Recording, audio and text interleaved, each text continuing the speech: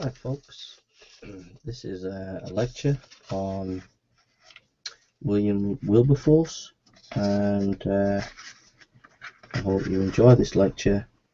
The bibliography is Trevelyan G. M. Trevelyan, History of England, page 599, Life of Wilberforce, Volume 1, Thomas Chalmers, Miss Oliphant, page 43, and D.C. Somerville, Short History of Our Religion. That's just some of the references in this lecture. Boswell, the famous biographer of Johnson, attended that unforgettable meeting. He wrote, I saw, he said, what seemed to me a mere shrimp mount on the table, but as I listened he grew and grew until the shrimp became a whale. Impressed with the speech and liking the man, the Yorkshire elite decided they wanted Wilberforce to represent them. This Yorkshire seat had political clout, so when in 1784 he was elected he held some power. Also, having a large fortune and being a close friend of Pitt, a whole new world opened up to him. Invitations to balls ensued and clubs coveted his membership. Famous hostesses adored him. Even the Prince of Wales gave him public compliments. Indeed, everyone loved his wit and charm. His looks did not go amiss either. What days they were in the 1780s. Things were to change drastically. At 26 he went on a trip to the continent with members of his family and a close friend, Isaac Milner. The party settled down in a nice and picturesque villa. Soon the two young men made their way back home, leaving the rest behind. To pass the time away while travelling, they read Doddridge's Rise and Progress of Religion in the Soul by a nonconformist divine was written to be an eloquent plea for sinners to come to Christ. Wilberforce became absorbed in what the writer had to say. After the parliamentary session, the friends went on their travels again, meeting the original party in Genoa and going on later to the Bernese Alps. Once again on their way home, the young men began to read, this time the New Testament in Greek. Before arriving back home, Wilberforce had become a Christian. It marked a revolutionary change in the man, both in his lifestyle and attitude to his fellow men. His conversion, in a sense, not only changed him, but history also. He writes about what made him become a Christian.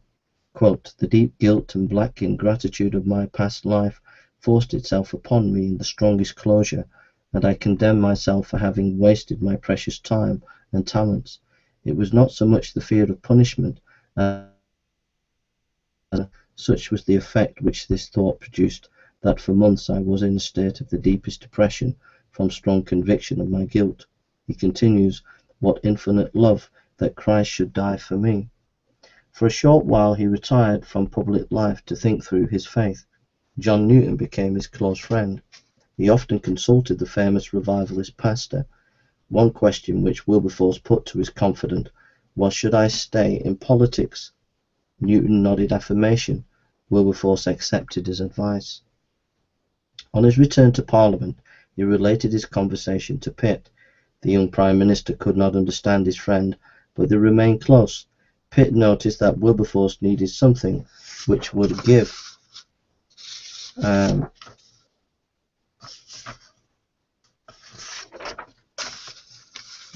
after the parliamentary session. The friends went on their party and going to later to the Bernese Alps.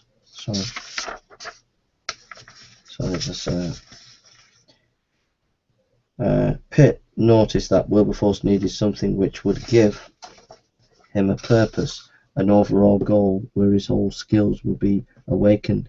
He suggested the slave trade question. Wilberforce consented, but told Pitt he would not be a party man. Also, he needed a policy which would not impede his constituency work. The slave trade and the horror of its evil had been brought into the public eye and had a long history. The Quakers had raised their voice in the 16th century and continued to do so. Richard Baxter condemned the practice, and John Wesley issued his famous sermon, Thoughts on Slavery. Last in the line, who really caused a storm, was Grenville Sharp, when he defended the black man's right to freedom in the courts. Thomas Clarkson began the subject. It was obvious that what was needed was someone to champion the cause in Parliament, and after much prayer and thought Wilberforce commenced his task. There was no political opportunism in his decision, only a desire to do his duty and show practical love to his fellow men. In the spring of 1787 he brought the matter to the House, and he made his first speech on the subject on May 12, 1789. It was on these lines: "Now, undoubtedly, it is our great duty as Christians to love each other and as brethren, and to endeavour whenever we can to try and dry the tear and ease the pangs of our common nature. But I do protest to you that my grand arrangement of this most detestable and guilty practice, the slave trade, is because it is chargeable with holding in bondage in darkness and blood 1/3 of our humanity, because it erects barriers along more than 3,000 miles of the shores of that vast continent, which shuts out light and truth and humanity and kindness." The more Wilberforce petitioned in his epic quest for abolition, the more he had enemies. Commerce was not happy, as they would lose vast revenues, and politicians were full of prejudice. One even stated the slaves liked travelling, so why stop their enjoyment? Others thought it sheer foolishness, maintaining that the Negroes were happy as they were. He seemed to get no further, and his voice became drowned by a waterfall of more important issues. The French Revolution came to the fore, and public opinion reasoned that if slaves were let loose in the colonies and at home, absolute chaos would ensue. The slaves would revolt, and the opposition brought in delaying tactics. Reports were commissioned, and more debates and resolutions, but no concrete action. Then at last, when victory appeared, his supporters lost the vote, because some of them missed the ballot while attending the theatre. To top it all, his friend Pitt began to lose interest in the whole affair. For 17 long years he campaigned in Parliament, and his labours bore no fruit. Over these years the nation grew to admire his integrity. He never became bitter against his enemies, but kept his sweet character. Throughout all these years in the political wilderness, Wilberforce had a dual career: his Christian work. In 1797 he wrote a book called Real Christianity. Its message was that only individuals being converted to Christ would bring hope to society. This spoke to the hearts of many, and even Chalmers, a great intellectual of the day, became a Christian throughout reading it. In 1804, Wilberforce became involved with the British and Foreign Bible Society, and was to remain a guide and help to them through the rest of his life. Friend help, and Bibles were distributed at home and abroad. He gathered many influential friends around him at Clapham, among them Lord Taymouth, Grenville Sharp, Henry Thornton, Sir Thomas Fowell, Buxton, and the famous historian Macaulay. These men gave them their support, and advising him behind the scene in Parliament, and encouraged him to take a wider leadership role among evangelicals in England. Apart from being a popular speaker at Bible conferences, he did much philanthropic work. Regular contributions to Wesley's widow and Hannah More's schools were made in abundance.